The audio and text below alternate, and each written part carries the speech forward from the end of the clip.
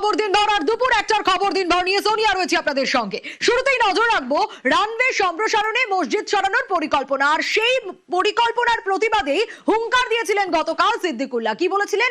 1 কোটি মুসলিম নিয়ে প্রতিবাদ করবেন এয়ারপোর্ট চত্বরে। আর আজ ঠিক কি ছবি দেখা গেল? পিছু হটলেন সিদ্দিকুল্লাহ চৌধুরী। হ্যাঁ, সিদ্দিকুল্লাহ চৌধুরী গতকাল যে হুঙ্কার দিয়েছিলেন আজ দেখা গেল পিছু হটলেন তিনি। এয়ারপোর্ট চত্বরে একেবারে বিএনএস এর 163 ধারা আমরা গতকাল রাত থেকে দেখেছি, প্রত্যেকটা আপডেট আপনাদের সামনে তুলে ধরেছি। পুলিশের কড়া নিরাপত্তা ব্যবস্থা এয়ারপোর্ট চত্বরে, এবং এয়ারপোর্ট চত্বরে গিয়েও ফিরতে হলো সিদ্দিকুল্লাহ চৌধুরীকে। অনুপ রয়েছে আমার সঙ্গে, আরো ডিটেল একটু জানার চেষ্টা করব। অনুপ, গতকালও আমরা যে হুঙ্কার দেখেছিলাম, গতকাল রাত থেকে আমরা দেখেছি বিএনএস 163 ধারা জারি গোটা চত্বর জুড়ে, আর আজ সিদ্দিকুল্লাহ চৌধুরী পৌঁছলেন ঠিকই, কিন্তু না, প্রতিবাদ বিক্ষোভ কিছুই নয়, ফিরতে হলো তাকে।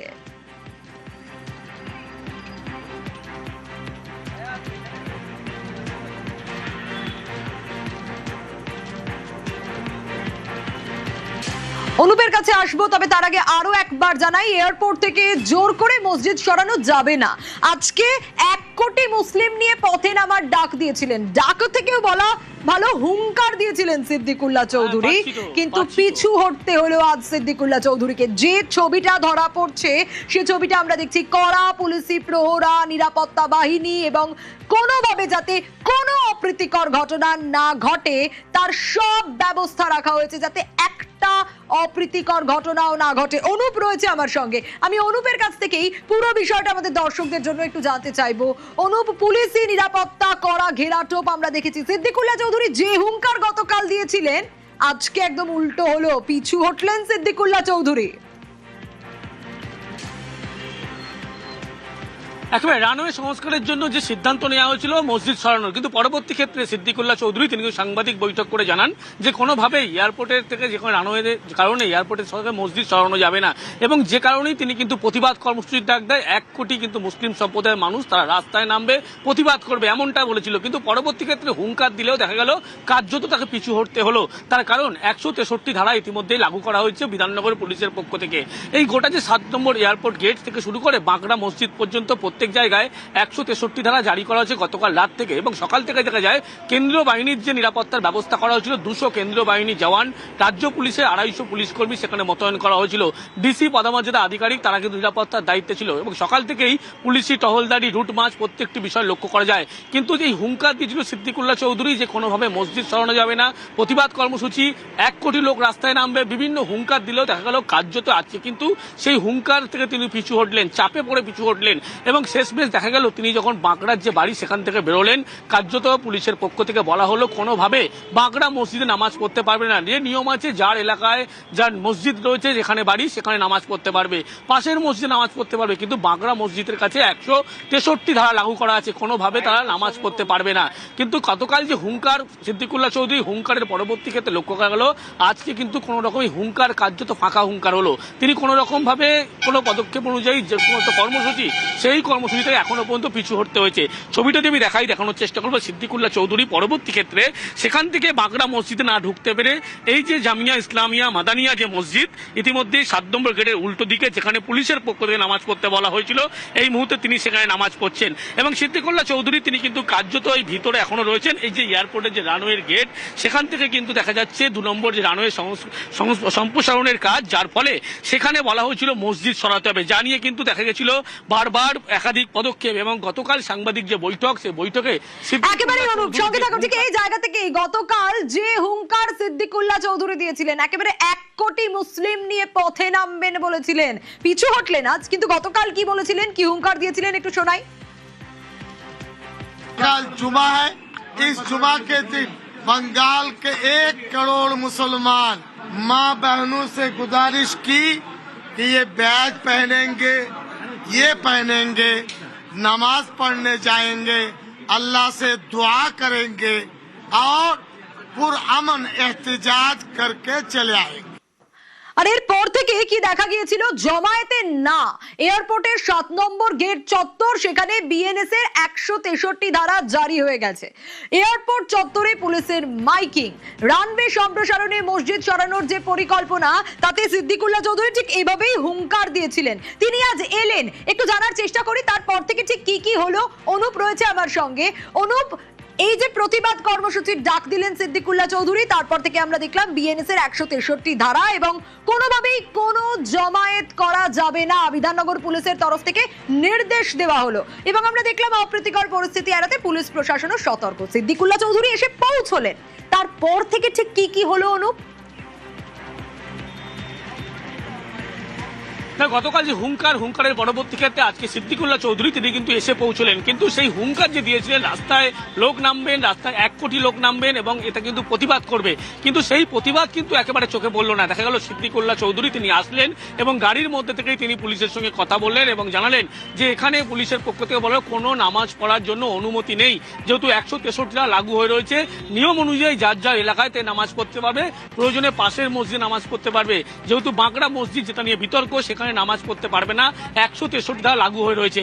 গতকাল যে হুঙ্কার, সেই হুঙ্কারের পরে পরবর্তী ক্ষেত্রে লক্ষ্য করা গেল সিদ্দিকুল্লাহ চৌধুরী আজকে আসলেও কিন্তু কোন রকম কর্মসূচি তার লক্ষ্য করা গেল না, লোকজন সঙ্গে তার দেখা গেল না এবং কার্যত ফাঁকা যে আওয়াজ এমনটাই বলা চলে। তার কারণ পুলিশের পক্ষ থেকে সকাল থেকে লক্ষ্য করা গেল টহলদারি, কেন্দ্রীয় বাহিনীর টহলদারি, মহিলা কেন্দ্রীয় বাহিনীর টহলদারি, একেবারে আঁটোসাঁটো নিরাপত্তার ব্যবস্থা এবং সেখানে লক্ষ্য করা গেল যে সিদ্দিকুল্লাহ চৌধুরী গতকাল যে হুঙ্কার দিয়েছিল আজকে সেই হুঙ্কারে তিনি আসলেও পুলিশের পক্ষ থেকে বলা হলো কোনোভাবে নামাজ সেখানে পড়া সম্ভব না, 163 ধারা বিএনএস অ্যাক্টে লাগু করা রয়েছে এবং সেই কারণে সিদ্দিকুল্লাহ চৌধুরী সেখান থেকে কার্যত বেরিয়ে যান। পরবর্তী ক্ষেত্রে পাশেই একটি মসজিদ, সেখানে তিনি এসেছেন এবং গতকাল দেখা গেছিল সাংবাদিক বৈঠক করে কিন্তু তিনি হুঙ্কার দিয়েছিলেন 1 কোটি মানুষ রাস্তায় নামবে এই মসজিদ সরানোর প্রতিবাদ কারণ হিসাবে এবং সেখানে দেখা গেল সিদ্দিকুল্লাহ চৌধুরী তিনি আসলেন, কিন্তু কোনো কিছুই প্রতিবাদ কেন, কোনো কর্মসূচি দেখা গেল না। তার কারণ পুলিশের পক্ষ থেকে আঁটোসাঁটো নিরাপত্তা, বিধাননগর পুলিশের পক্ষ থেকে 163 লাগু করা হয়েছিল, অন্যদিকে বলা হচ্ছে শুধুমাত্র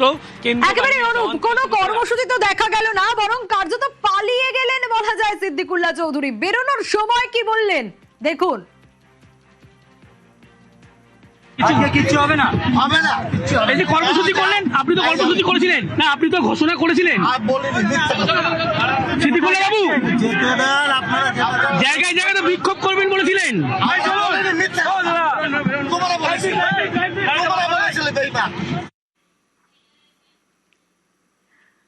আগের সরকারের পুলিশ আর এই বিজেপি সরকারের পুলিশ আকাশ আর পাতাল তফাৎ, তা বলার অপেক্ষা রাখে না। তার কারণ গতকাল সিদ্দিকুল্লাহ চৌধুরীর এই হুঙ্কারের পর থেকে বিএনএস এর 163 ধারা জারি, যেখানে বিধাননগর পুলিশ সাফ নির্দেশ দিয়ে দিয়েছিলেন কোনো রকম কোনো জমায়েত করা যাবে না এবং পুলিশের যে তৎপরতাও লক্ষ্য করা গেল তা দেখার মতো। কোনো রকম কোনো অপ্রীতিকর ঘটনা যাতে না ঘটে এড়াতে সতর্ক পুলিশ প্রশাসন, 200 কেন্দ্রীয় বাহিনী টহলদারি দিচ্ছে, এলাকায় রাজ্য পুলিশের 250 ফোর্স মোতায়েন রয়েছে। এ যেন বদলে যাওয়া পুলিশ। আজকে একটা অন্য রকমের চেহারা দেখা গেল, এটাও বলা যেতে পারে পরিবর্তনের চেহারা। কিরকম চেহারা? আজকে সিদ্দিকুল্লাহ চৌধুরী তিনি বলেছিলেন যে এয়ারপোর্টের এই যে ভেতরে যে মসজিদ, সেই মসজিদে নামাজ পড়তে দেওয়া বারণ করা হয়েছে জাতীয় সুরক্ষার কারণে, কিন্তু তিনি বলেছিলেন তিনি বেশ লোকজন নিয়ে এসে সেখানে তিনি নামাজ পড়বেন এবং কালো ব্যাচ পড়বেন, আরও নানান প্রোগ্রাম। আমরা কি দেখলাম সকাল থেকে? আমরা এই এয়ারপোর্টের 7 নম্বর গেটের বাইরে আছি, এখানে বিপুল পুলিশ দেওয়া আছে, central forces, Paschimbanga police, Bidhannagar কমিশনারেটের প্রচুর পুলিশ দেখা গেল এবং তার সাথে সাথে দেখা গেল যে রাস্তাও কোথাও কোনো রকম কোনো আটকানো বা কোনো রকম গাড়িতে গাড়িতে লোক আসা, এই চেহারা কি এই চেহারা এই ছবি কিন্তু ধরা পড়েনি। কেন এই কথাটা বলছি? এই কথাটা এই কারণেই বলছি কারণ ঠিক 1 বছর আগে সিদ্দিকুল্লাহ চৌধুরী রামলীলা ময়দানে সভা ডেকেছিল, যদিও সেটা সভা ছিল, কিন্তু তার জন্য গোটা কলকাতা শহর আটকে পড়েছিল, কোনো রকম কোনো বাস গাড়ি যাতায়াত করতে পারেনি এবং সেটা একটা অসহনীয় পরিস্থিতি তৈরি হয়েছিল। আর আজকে এই পরিবর্তনের পর যখন সিদ্দিকুল্লাহ চৌধুরী একটা ডাক দিয়েছেন, দেখলেন সিদ্দিকুল্লাহ চৌধুরী তো একেবারে বলা যেতে পারে চলেই গেলেন। তার সঙ্গে যারা আছেন তারা বললেন যে না, উনি এখানে কিছু করবেন না। অর্থাৎ পুলিশ যেভাবে 163 ইম্পোজ করেছে এবং যেভাবে এখানে আজকে সকাল থেকে নজর রেখেছে, রুট মার্চ করেছে, তার থেকে একটা জিনিস খুব স্পষ্ট যে ইচ্ছে থাকলে সব হয়, আর সেই ইচ্ছেটা থাকার খুব প্রয়োজনীয়তা রয়েছে। রাস্তার একেবারেই ফাঁকা, সিদ্দিকুল্লাহ চৌধুরী তিনি চলে গেছেন, নামাজ এখানে পড়া হবে না। সব থেকে বড় কথা এটা যে এটাও একটা পরিবর্তন। ক্যামেরাম্যান অংশুমান রয়ের সাথে কমলিকা সেনগুপ্ত, নিউজ 18 বাংলা। একদমই পরিবর্তনের বাংলায় এই যে বদলে যাওয়া পুলিশ, সেই ছবিটাও দেখা যাচ্ছে, যেখানে পুলিশের অতি সক্রিয়তা, যেখানে 250 ফোর্স মোতায়েন রাজ্য পুলিশের, যেখানে টহলদারিতে 200 কেন্দ্রীয় বাহিনী মোতায়েন, কোন রকম অপ্রীতিকর পরিস্থিতি এড়ানোর জন্য সতর্ক সদা পুলিশ প্রশাসন। এবং গত 12ই জুলাইয়ের মুখ্যমন্ত্রী শুভেন্দু অধিকারীর একটা বক্তব্য শোনাবো, যেখানে তিনি স্পষ্ট বলেছিলেন জাতীয় নিরাপত্তা, বিমানবন্দরের নিরাপত্তা এগুলো অগ্রাধিকার পাবেই। জাতীয় নিরাপত্তা, বিমানবন্দরের নিরাপত্তা অগ্রাধিকার পাবে, এইটাই সরকার। অন্য সরকার হলে ধমকাতো, যেমন রেজিনগরের লোকটা ধমকাতো, এখন আর ধমকায় না। এই বিমানবন্দরের লোকেশন খুব গুরুত্বপূর্ণ নিরাপত্তার ক্ষেত্রে। চীন, বাংলাদেশ সব কাছে, এটা আন্তর্জাতিক বিমানবন্দর। এইখানে এইভাবে খুলে রাখা যায় না। আমরা তো ধর্ম পালনে কাউকে বাধা দিইনি। বকরি ঈদও করেছেন, পশু হত্যা আইন মেনে করেছেন, মহরমেও বেরিয়েছিলেন অস্ত্র বাড়িতে রেখে, কোনো অসুবিধা নেই। ভদ্র থাকবেন, আইন মেনে চলবেন, ডিজে থেকে দূরে থাকবেন, নিজের ধর্ম নিজে পালন করবেন, অন্যর কানে গিয়ে ফুফু করার দরকার নেই, সব ঠিক চলবে, সুন্দর চলবে। আর বন্দে মাতরমটা গাইতে হবে, ঠোঁট না নাড়ালে হবে না, আমরা লক্ষ্য রাখছি।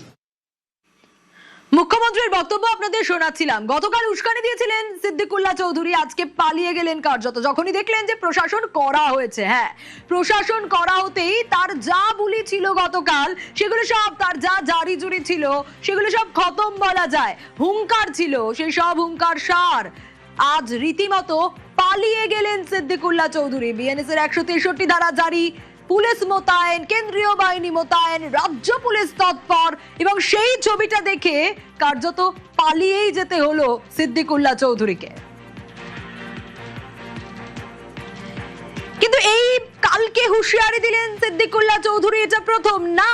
তৃণমূল জামানার হুঁশিয়ারি যদি আপনারা শোনেন, শুনুন একবার, শোনাই তৃণমূল জামানাতে কিভাবে হুঁশিয়ারি দিতেন তিনি। যদি বলতাম জ্যাম করব, তো 50টা জায়গায় 2000 করে বসে যেতাম, যেটা এখন হয়নি, পরে কিন্তু হবে। বলে করব, বলে প্রথমে জেলাকে একটু টাইট করি, তারপরে কলকাতার 50টি জায়গায় 10,000 হলে কত লাগবে? বাস এরা আসবে, কলকাতায় বসে চিড়ে গুড়, পানি, বাতাসা, মুড়ি খাবে আর একটু বসবে। কিন্তু এ জামানাতে, বিজেপির জামানাতেও হুঁশিয়ারি দিচ্ছিলেন বটে, কিন্তু প্রশাসন করা হতেই সব জারি জুরি খতম। প্রতিবাদের নামে গুন্ডামির দিন শেষ। বদলের বাংলায় পুলিশেও বদল। মুখ্যমন্ত্রীর করা বার্তার পরই অ্যাকশনে পুলিশ। 17ই মে বিক্ষোভের নামে রণক্ষেত্র হয়েছিল পার্ক সার্কাস, নিশ্চয়ই মনে আছে আপনাদের। সে ছবিও দেখাচ্ছি আপনাদের, কিভাবে ঠান্ডা করতে হয় ডান্ডা দিয়ে পুলিশ বুঝিয়ে দেয়। শুধু পার্ক সার্কাস নয়, আসানসোল, সেখানেও বিক্ষোভের নামে তাণ্ডব চলেছিল। কিন্তু এই সব ঘটনায় এই সরকার জিরো টলারেন্স নীতিতে যায়, সে ছবি দেখা গেছে। আর এবার বিমানবন্দর চত্বর, যেখানে সিদ্দিকুল্লাহকেও দম দেখিয়ে দিল পুলিশ, যে আসলে যদি তাদের ছাড় দেওয়া হয় পুলিশকে কাজ করার জন্য, তাহলে পুলিশও দেখিয়ে দিতে পারে যে তাদের কত দম। সিদ্দিকুল্লাহকে 1 ইঞ্চিও জায়গা ছাড়লো না পুলিশ। পার্ক সার্কাসের ছবি দেখাচ্ছি, 17ই মে, আর আজ গাড়ি থেকে নামলেনই না সিদ্দিকুল্লাহ। পুলিশ সিদ্দিকুল্লাহকে 1 ইঞ্চি জায়গা ছাড়লেন না। বিমানবন্দরে দুর্ভেদ্য ব্যারিকেড করা পুলিশের তরফ থেকে। জমায়েতের শুরু হবে কি, সে শুরুতেই প্রতিবাদের শেষ হয়ে গেল। গতকাল তো হুঙ্কার সব সার হয়ে গেল, পিছু হটতে হলো সিদ্দিকুল্লাহ চৌধুরীকে।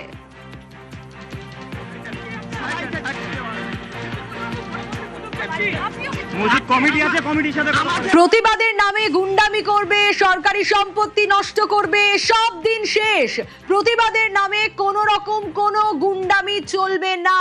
গুন্ডারা এবার ঠান্ডা হবে। গুন্ডা দমন আইন তো এসেইছে, কিন্তু তার সঙ্গে সঙ্গে গুন্ডামির দিনও শেষ হয়ে গেছে।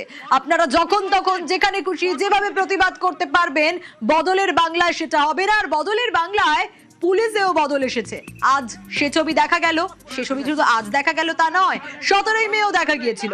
মুখ্যমন্ত্রীর কড়া বার্তার পরই পুলিশ কিভাবে অ্যাকশন নিতে পারে যদি পুলিশকে কাজ করতে দেওয়া হয়, তাহলে সেটা বাংলার পুলিশও দেখিয়েছে। দেখুন প্রত্যেকটা ছবি দেখাই। 17ই মে একদিকে পার্ক সার্কাসের ছবি, যেখানে বিক্ষোভের নামে রণক্ষেত্র হয়ে উঠেছিল পার্ক সার্কাস। কয়েক মিনিটে কিভাবে ডান্ডা দিয়ে ঠান্ডা করে দিতে হয় পুলিশ স্পষ্ট বুঝিয়ে দিয়েছিল। গোটা বাংলার মানুষ দেখেছিল পার্ক সার্কাসের মতো এলাকায় কিভাবে কয়েক মিনিটে ঠান্ডা হয়ে গেছিল। আসানসোলের ছবি দেখাচ্ছি, আসানসোলেও বিক্ষোভের নামে তাণ্ডব চলছিল, কিন্তু এ সরকার এ ধরনের ঘটনায় জিরো টলারেন্স নীতিতে চলে। তাই পুলিশ দেখিয়ে দিয়েছিল যে এসব বরদাস্ত করা হবে না। আর এবার আজকের ছবিটাও দেখাচ্ছি আপনাদের, বিমানবন্দর চত্বর, যেখানে সিদ্দিকুল্লাহ চৌধুরী গতকাল যা যা হুঙ্কার দিলেন, আজ এসে প্রশাসন করা হতেই কার্যত গাড়ি থেকেই নামলেন না, তো বেরিয়ে গেলেন, পালিয়ে গেলেন। সিদ্দিকুল্লাহকেও পুলিশ দেখিয়ে দিল তাদের দম কতটা। একেবারে 1 ইঞ্চি জায়গা ছাড়ালো না। এই দেখুন, গাড়ি থেকে নামলেনই না, গাড়ি করে বেরিয়ে গেলেন সিদ্দিকুল্লাহ চৌধুরী। কারণ বিমানবন্দরে তো দুর্ভেদ্য ব্যারিকেড পুলিশের তরফ থেকে। জমায়েত শুরু কি হবে? জমায়েত শুরুতেই প্রতিবাদের শেষ হয়ে গেল। গতকালের হুঙ্কার সবকিছু বেকার হয়ে গেল। পুলিশি কড়াকড়িতে পালালেন সিদ্দিকুল্লাহ চৌধুরী।